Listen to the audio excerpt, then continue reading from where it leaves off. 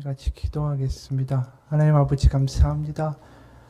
하나님의 말씀이 선포되고 하나님의 말씀이 이 자리에 임할 때에 우리가 마음을 열고 눈을 열고 하나님의 말씀을 받기 원합니다.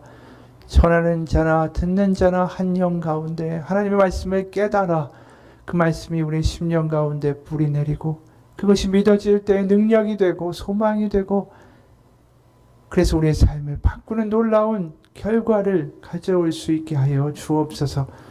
살아계신 우리 주 예수 그리스도의 이름 받들어 기도합니다. 아멘. 오늘 하나님은 아신다라는 제목으로 같이 은혜 나누겠습니다. 가구를 아주 잘 만들기로 유명한 목수가 39살이 됐는데 죽어서 하늘나라에 갔답니다. 이 목수가 젊어서 할 일도 많은데 너무 일찍 하늘나라에 온 게 억울했습니다.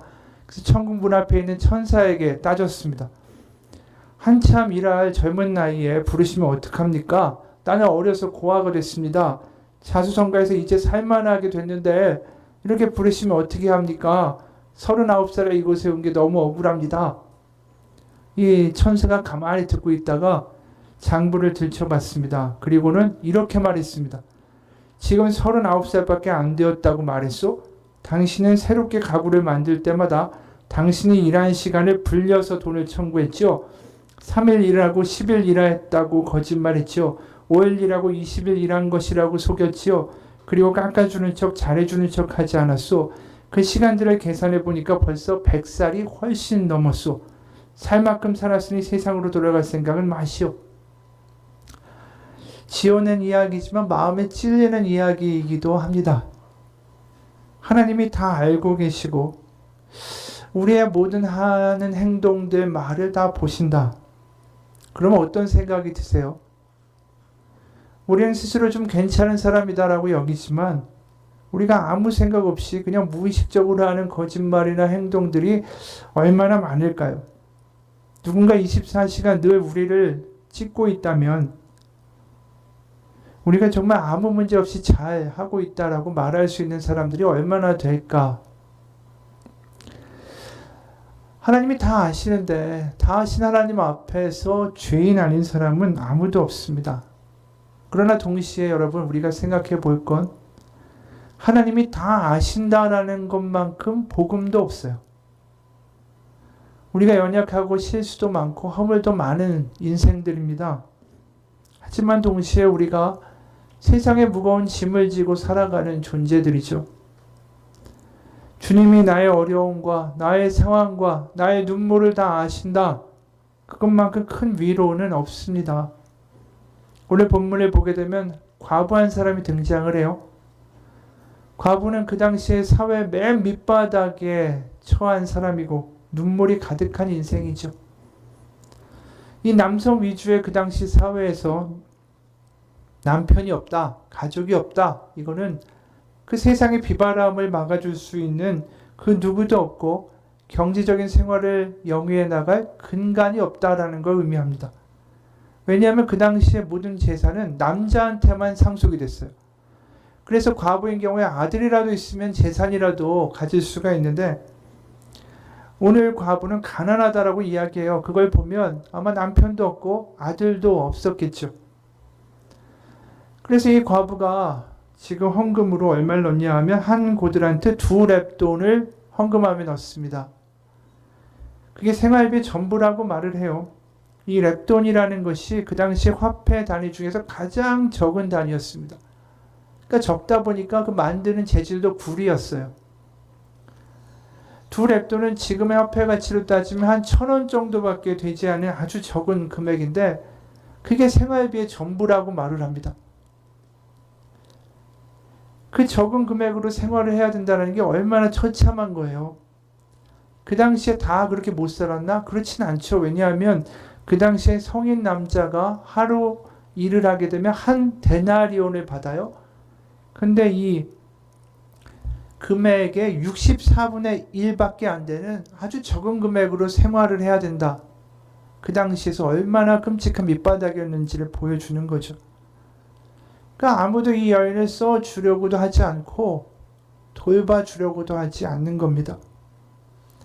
그럼에도 불구하고 정말 끔찍한 생활이 눈앞에 있는 이 가난한 여인이 자신의 미래죠. 자신의 생활비를 헌금함에 다 넣어버립니다.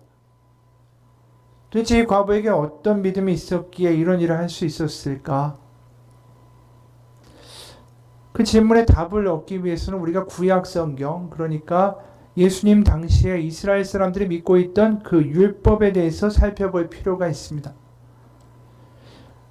그 율법 안에는 수많은 말씀이 나오지만 그 중에 반복되어 굉장히 많이 나오는 말씀 중에 하나가 과부에 대한 또 고아에 대한 당부고 말씀이에요.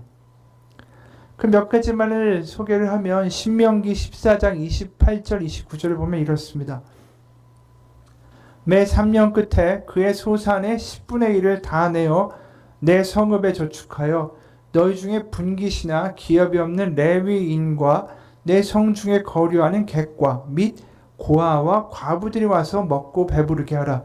그리하면 내 하나님 여호와께서 내 손으로 하는 범사에 내게 복을 주시리라. 그러니까 10분의 1을 저축해놨다가 누구에게 먹이라고 합니까? 레위인과 객과 고아와 과부에게 먹이라. 신명기 24장 19절 21절에도 또 비슷한 말씀이 나와요. 네가 밭에서 곡식을 벨 때에 그 한 뭇을 밭에 잊어버렸거든 다시 가서 가져오지 말고 나그네와 고아와 과부를 위하여 남겨두라. 그리하면 내 하나님 여호와께서 내 손으로 하는 모든 일에 복을 내리시리라. 그러니까 밭에서 곡식을 벨 때 다 베지 말고 남겨두라는 겁니다. 왜? 고아와 과부를 위해서. 20절에 또 이렇게 얘기합니다. 네가 내 감람나무를 떤 후에 그 가지를 다시 살피지 말고 그 남은 것은 객과 고아와 과부를 위하여 남겨두며 내가 내 포도원에 포도를 딴 후에 그 남은 것을 다시 따지 말고 객과 고아와 과부를 위하여 남겨두라. 이 분명한 겁니다. 하나님은 고아와 과부와 나그네를 먹이시고 돌보시는데 너무나도 관심이 많으시다라는 거죠. 이 고대 근동에서 어느 나라 법 가운데 고아와 과부를 먹이는 것에 대해서 이렇게 많이 쓰여 있는 법이 어디 있습니까? 게다가 그 당시에 고대 지역의 그 강국, 그 제국들의 신들은 자기의 위엄과 능력을 과시하고 또 다스리면서 불복하게 되면 어떻게 징계를 줄지에 대해서 이야기하는 게 다반사예요. 그런데 하나님이 말씀하시는 너희들이 지켜라 하는 그 율법에는 너무나도 많이 고아와 과부에 대한 이야기를 하고 계시다라는 거죠. 왜냐하면 당시 사회에서 그들이 어떤 보호도 받지 못하고 굶주려 죽을 수도 있고 빼앗겨 죽고 억울해 죽을 수 있는 사람들이었기 때문입니다. 그렇기 때문에 신명기 27장 19절에는 심지어 이렇게 말씀해요. 객이나 고아나 과부의 송사를 억울하게 하는 자는 저주를 받을 것이라 할 것이요 모든 백성은 아멘 할지니라. 그러니까 과부와 고아의 재판이 얼마나 만만하겠어요. 그 사람들 봐줄 그런 권력자들이 별로 없었다라는 거죠. 그렇기 때문에 그렇게 억울하게 재판을 하면 네가 저주를 받을 것이다. 그래서 시편 68편 5절에 보면 이렇게 말씀해요. 그의 거룩한 처소에 계신 하나님은 고아의 아버지시며 과부의 재판장이시라. 이게 얼마나 극적인 말인지 모르겠어요. 아버지가 없는 이들에게는 아버지가 되어주신다고 하고 매일 억울함을 당하고 무시당하고 괄시당하는 과부들에게는 내가 너의 편을 들어주겠다라고 말씀하시는 겁니다. 이게 모세오경에만 이렇게 말씀들이 많이 나오는가? 그렇진 않아요. 우리가 구약을 계속 보다 보면 예언서 선지자들의 말들이 나오죠. 선지자들이 뭐라고 경고를 하냐면 북이스라엘 남유다 당신들은 망할 겁니다. 왜냐하면 아무리 다윗에 대한 약속이 있고 언약이 있고 성전이 있고 그렇다 할지라도 예루살렘 망할 것입니다. 왜냐하면 당신들 힘 있는 사람들 바로 고아와 과부를 돌보지 않기 때문입니다. 이 한 나라가 멸망을 하는데 멸망의 이유 중에 고아와 과부를 돌보지 않는다라는 게 들어가 있어요. 이사야 1장 23절을 보게 되면 이렇게 말씀하는 부분이 나옵니다. 내 고관들은 패역하여 도둑과 짝하며 다 뇌물을 사랑하며 예물을 구하며 고아를 위하여 신원하지 아니하며 과부의 송사를 수리하지 아니하는도다. 높은 사람들이 과부의 재판을 받아주지조차 않았다라는 거예요. 스가랴 7장 9절과 12절을 보면 아예 직접적으로 멸망의 이유를 언급합니다. 만군의 여호와가 이같이 말하여 이르시기를 너희는 진실한 재판을 행하며 서로 인애와 긍휼을 베풀며 과부와 고아와 나그네와 궁핍한 자를 압제하지 말며 서로 해하려고 마음에 도모하지 말라 하였으나 그들이 듣기를 싫어하여 등을 돌리며 듣지 아니하려고 귀를 막으며 그 마음을 금강석 같게 하여 율법과 만군의 여호와가 그의 영으로 옛 선지자를 통하여 전한 말을 듣지 아니하므로 큰 진노가 만군의 여호와께로부터 나왔도다. 그러니까 하나님의 진노로 인한 나라의 멸망이 뭐에 있냐면 고아와 과부와 나그네와 궁핍한 자를 압제하는 데 있었다라는 거예요. 그래서 구약의 마지막 책이 뭡니까? 말라기죠. 우리가 보는 성경에서. 거기서 또 반복적으로 똑같은 내용이 나오고 있어요. 말라기 3장 5절에 보면 내가 심판하러 너에게 임할 것이라. 점치는 자에게와 간음하는 자에게와 거짓 맹세하는 자에게와 품꾼의 사기에 대하여 억울하게 하며 과부와 고아를 압제하며 나그네를 억울하게 하며 나를 경외하지 아니하는 자들에게 속히 증언하리라. 만군의 여호와가 말하였느니라. 분명하죠. 망하게 되는 이유 중에 하나가 과부와 고아와 가난한 이를 압제하는 거예요. 그것을 더 이상 하나님이 두고 보실 수가 없다라고 말씀하십니다.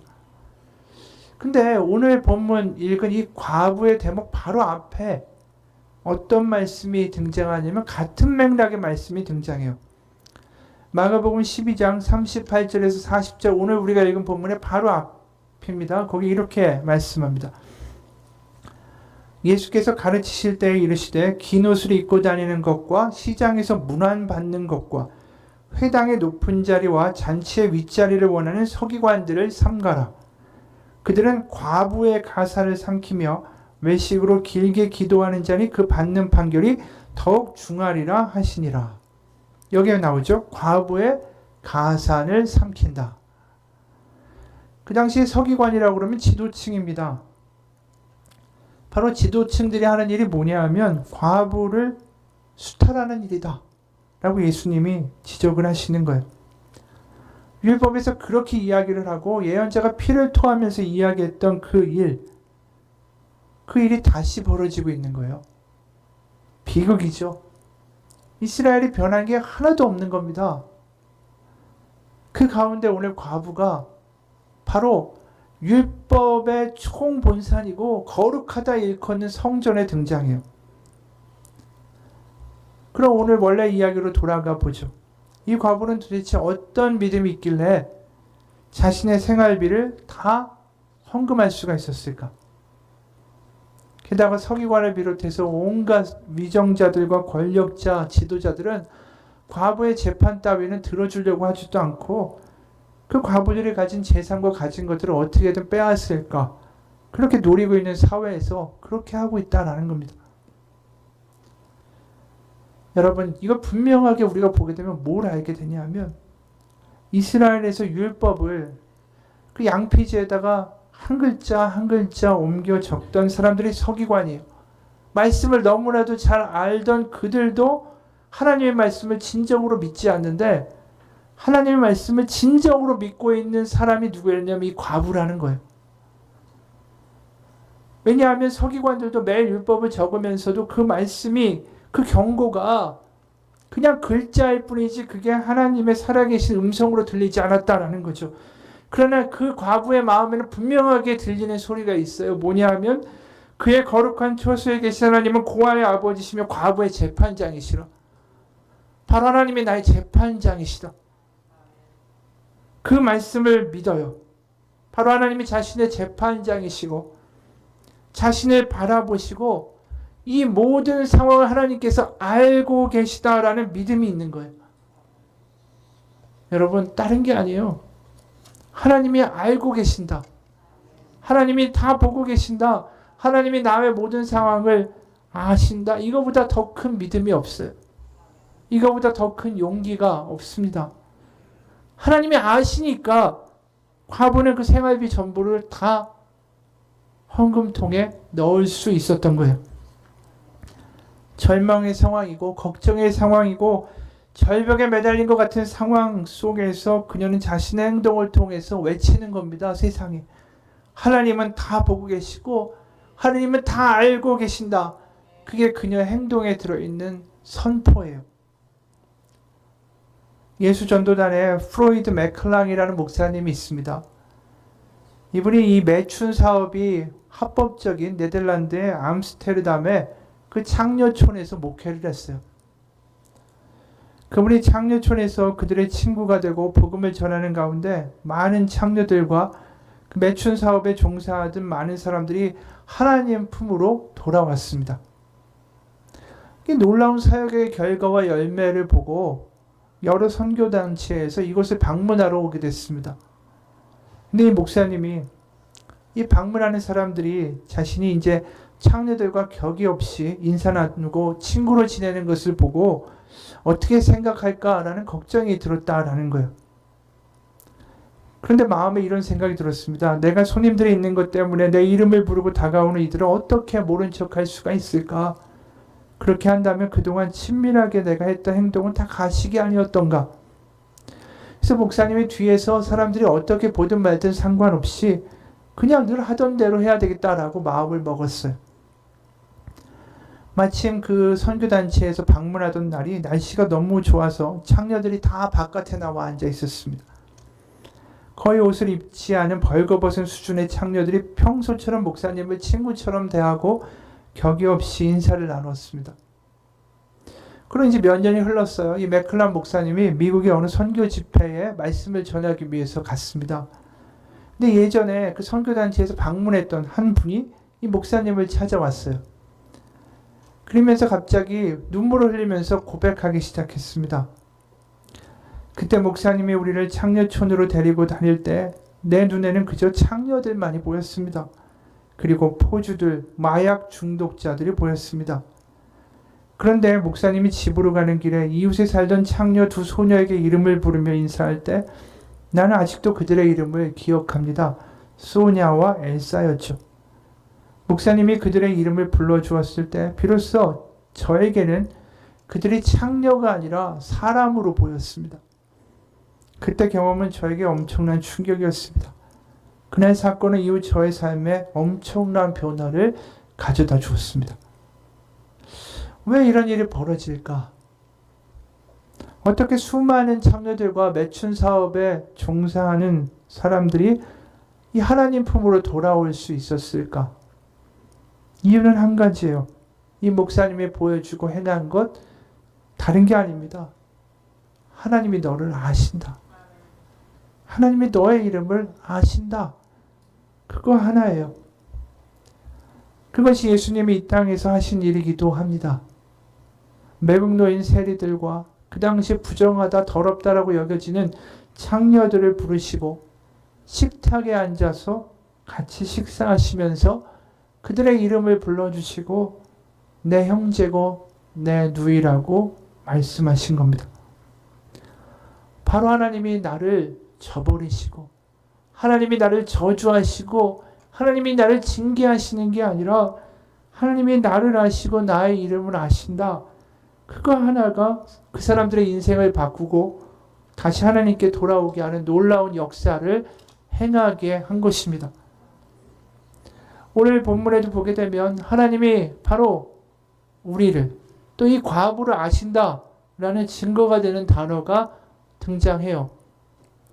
41절에 이렇게 말씀합니다. 예수께서 헌금함을 대하여 앉으사 무리가 어떻게 헌금함에 돈 넣는가를 보실세 여러 부자는 많이 넣는데 여기 보면 예수님께서 이제 헌금함을 대하여 앉으사 그 다음에 보실세라고 이야기합니다. 이 보다라는 동사는 헬라어에 여러 가지의 동사들이 있어요. 블레포라는 동사도 있고 호라오라는 동사도 있습니다. 그런데 여기에는 테레이오라는 동사가 쓰였어요. 이 테레이오라는 동사는 그냥 보다라는 뜻이 아니라 주의를 기울여서 집중해서 보다라는 뜻입니다. 또 우리 이 동사의 시제가 여기에 완료 형태가 아니라 미완료 형태예요.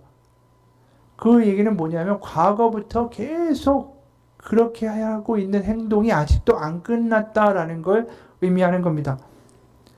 쉽게 말하면 예수님께서 계속해서 무언가를 주의를 기울여서 계속해서 찾고 계신다라는 거예요. 어떤 의도를 가지고 계속 지켜보고 계셨다. 그래서 그냥 무심코 보다가 얼떨결에 그냥 눈에 띄었다라는 거하고는 전혀 다른 의미라는 거죠. 그 의미를 다시 바꿔 말하면 하나님이 바로 이 예수님이 그 과부를 눈여겨 찾고 계셨다라는 거예요. 게다가 과부가 말하지도 않는데 예수님은 이 과부가 자기의 모든 소유 곧 생활비 전부를 넣었다라는 것을 알고 계셨어요. 그 과부의 삶도 알고 계셨고 그 과부의 눈물도 알고 계셨고 그 과부의 상황도 다 알고 계셨어요. 예수님 눈에 누가 보였냐면 그 과부밖에 안 보인 거예요. 대체적으로 성전에 들어온 제자들의 눈에는 뭐가 보였을까? 13장 1절 오늘 본문을 보게 되면 제자 중 하나가 이르되 선생님이여 보소서 이 돌들이 어떠하며 이 건물들이 어떠하나이까? 제자들에게는 이 헤롯이 지은 엄청난 규모의 성전만 보이는 거예요. 예루살렘이 해발 700m에 있는 도시인데 사위에 있는 그 도시 위에다가 그 도시 중에서도 가장 높은 곳에 성전이 올라갔는데 성전의 높이만 50m에 달했어요. 규모는 축구장 크기의 20배에 달하는 크기였습니다. 그렇게 성전을 지어놓으니까 아주 멀리서도 눈에 확 들어오는 게 이 성전이었어요.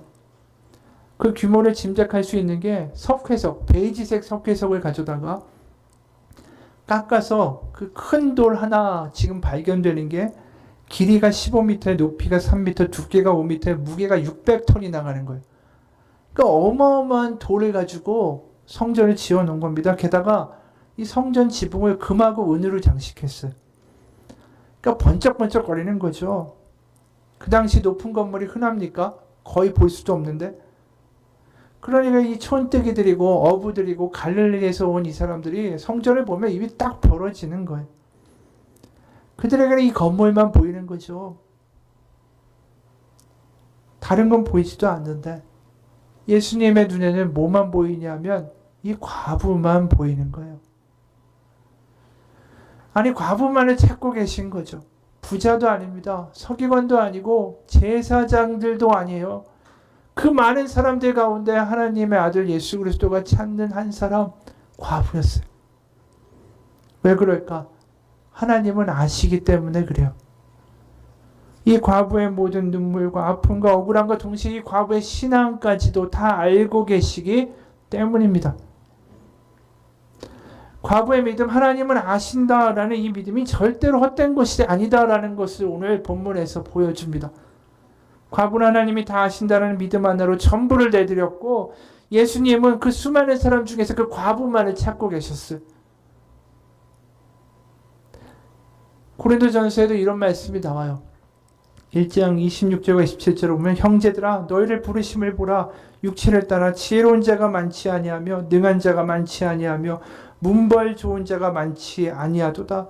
그러나 하나님께서 세상에 미련한 것들을 택하사 지혜 있는 자들을 부끄럽게 하려 하시고 세상에 약한 것들을 택하사 강한 것들을 부끄럽게 하려 하시며 어떻게 이렇게 하나님의 부름 받은 형제들 당신들은 세상에서 정말 못났습니다라고 이렇게 이야기할 수 있을까?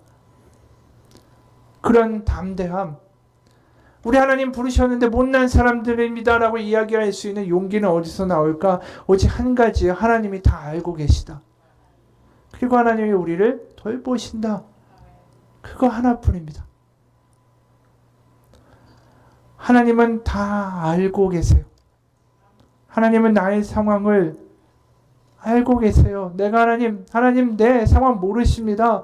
내 기도 듣지 않으십니다. 내 관심 없으십니다라고 하지 마십시오. 하나님이 알고 계시다. 그걸 붙잡는 게 믿음이고 그게 힘이고 그게 용기고 그게 답니다. 마이클 니콜스라는 사람이 대화의 심리학이라는 책을 썼는데 거기에 이런 글이 나옵니다. 사람들이 말수가 적은 이유는 할 말이 없어서가 아니라 상대가 내 말에 관심이 없다고 생각하기 때문이다. 과묵하다라는 것은 성격이 아니라 과거의 인간관계 속에서 나의 기대가 무너져 내려서 생긴 습관이다. 날카로운 지적이에요. 대인과의 관계에서 과묵하다라는 건 상대방이 나의 말에 관심이 없으니까 말을 점점 안 하게 된다라는 거예요. 그런데 그게 믿음도 기도도 마찬가지입니다. 하나님이 나의 이야기를 듣지 않으신다. 나에게 관심이 없다. 그 생각이 들 때부터 우리는 기도의 힘을 잃기 시작해요. 믿음도 힘을 잃기 시작합니다. 그러나 그분이 아신다. 그분이 나의 기도를 들으신다. 이게 나의 믿음과 기도를 살리는 바로 힘이 되는 겁니다. 오늘 우리가 보는 본문에서 분명히 보여줘요. 가난한 이들, 어려운 이들, 한숨 쉬는 이들 하나님이 모르시지 않는다. 그 가운데 우리가 필요한 건 뭡니까? 과부처럼 하나님은 나를 아신다. 그 믿음이 필요한 거예요. 그러면 우리가 기도가 달라지고요. 신앙이 달라지고 어려운 상황 가운데 새 소망이 생기기 시작해요. 어느 날 미국의 한 여성이 남편과 함께 결혼 11주년 기념으로 중남미에 있는 어느 섬에 휴가를 떠났대요. 남편은 산소 탱크를 매지 않고도 한 10분 정도를 잠수할 수 있는 아주 유능한 다이버였습니다. 근데 남편은 거기에 가서 해변의 바다 동굴을 살펴보겠다. 그리고 물속에 뛰어들었습니다. 그리고 이 아내는 바깥에서 해변의 경치를 보고 있었어요. 근데 남편이 들어갔는데 10분이 지나도 나오질 않는 겁니다. 걱정이 되지만 남편의 실력을 믿었대요. 20분, 30분 그렇게 지났는데 남편이 나오지 않으니까 너무 걱정이 돼가지고 안전요원을 불러서 몇 시간 동안 바다를 수색했는데 남편이 보이지 않았습니다. 다음날 아침에 남편이 익사체로 발견이 됐어요. 너무나도 큰 충격에 빠졌고 쓰러졌습니다. 그곳에 아는 사람이 한 사람도 없으니까 급히 미국에 있는 부모님께 전화를 했습니다. 부모님이 다음날 비행기를 타고 도착할 때까지 그녀는 호텔에서 홀로 슬픔과 외로움과 상처를 부둥켜 안고 울면서 기도했습니다. 하나님, 무섭습니다. 외롭습니다. 지금이라도 하나님 누군가를 보내주셔서 당신이 정말 살아계심을 보여주십시오. 바로 그때 누군가 호텔 문을 두드렸습니다. 방문을. 나에게는 어느 자메이카 청소부 여인이었대요. 그녀가 말합니다. 제가 괜히 방해한 것은 아니었나요? 옆방에서 청소하는데 너무 슬프게 우는 소리가 들려서 와봤습니다. 무슨 일이 있었나요? 자신의 남편을 잃은 이야기를 하니까 이 자메이카 여인이 그녀를 아주 꽉 껴안아 주었습니다. 근데 그때 신기하게도 마음에 있던 두려움과 외로움이 사라지고 안도감이 오기 시작했어요. 그 이유는 뭐냐면 집에서 수천 킬로미터 떨어져서 아는 사람 하나 없이 남편이 죽고 자기 혼자 있는 그 가운데에 자신이 울며 드렸던 그 기도를 하나님이 들으셨다라는 확신 때문이에요. 하나님이 다 알고 계시는구나. 그걸 느꼈기 때문에 그 상황에 안도감이 느껴졌다라는 거죠. 하나님은 다 알고 계십니다. 십자가 예수님 우리 상황 가운데 모르시는 게 없어요. 네가 어떤 상황이든 어떤 바닥이든 어떤 절망이든 간에 내가 너를 다 알고 있고 다 보고 있단다. 그렇기 때문에 우리가 기도를 멈추지 말고 믿음을 멈추지 말아야 됩니다. 우리가 기도를 멈추고 믿음을 멈추는 순간 그것은 다른 게 아니에요. 하나님은 나를 모르신다. 하나님은 나의 기도를 듣지 않으셔. 그것은 더 큰 절망으로 가게 되는 길입니다. 하지만 하나님이 그래도 들으시고 나를 아신다는 믿음이 우리의 삶을 얼마나 다르게 바꿀 수 있는지 몰라요. 하나님이 아신다라는 그 확신 하나만으로도 우리는 전혀 다른 삶을 살게 됩니다. 꽤 알려진 유명한 이야기가 있어요. 소록도에서 40년 넘게 나병 환자들을 보살펴온 외국인 수녀 2명이 편지 한 장 달랑 남기고는 어느 날 갑자기 소록도를 떠나버렸어요. 이 두 수녀는 60년대에 와가지고 소록도를 정말 와서 그 납병 환자들을 돌보고 보육, 자활, 정착 사업에 아주 헌신했던 사람들입니다. 환자들이 말리는데도 약을 꼼꼼히 발라야 된다고 하면서 장갑도 안 끼고 약을 발라주고 오후에는 손수 죽을 쓰고 과자도 구워서 바구니에 담아들고 마을을 돌았대요. 소록도 사람들은 전라도 사투리 한글까지 깨친 이 두 수녀를 할매라고 불렀습니다.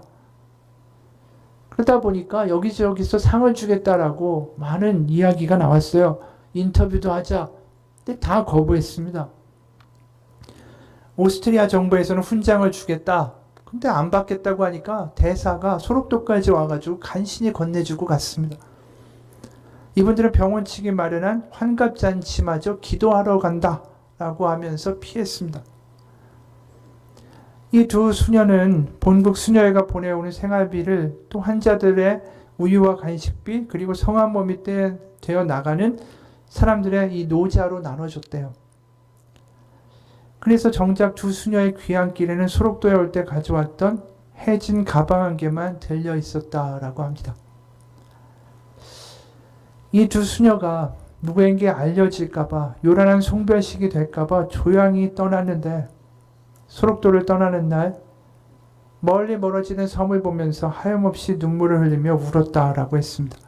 그리고 왜 그렇게 떠나야만 했는지 편지를 남겼는데 편지가 이렇습니다. 사랑하는 친구 은인들에게 나이가 들어 제대로 일을 할 수 없고 우리들이 부담을 주기 전에 떠나야 한다고 말해왔는데 지금이 그때라고 생각합니다.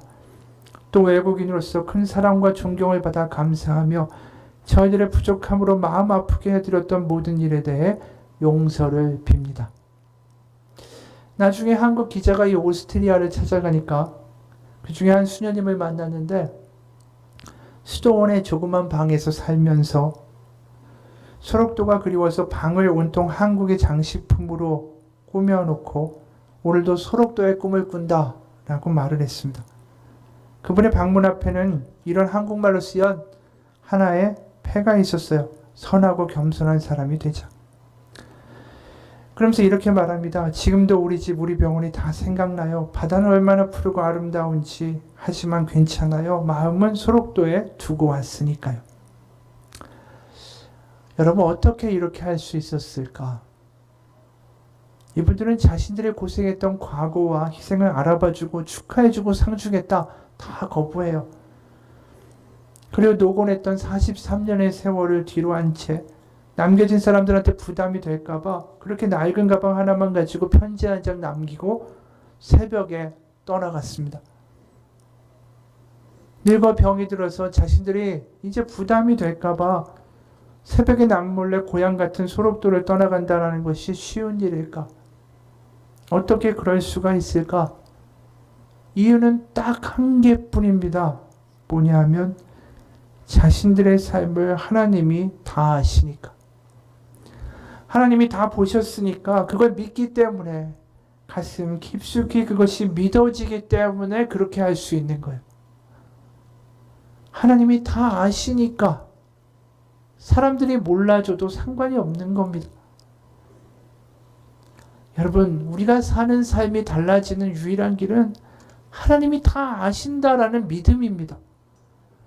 하나님이 우리의 인생을 아시고 우리의 모든 것을 다 보고 계신다.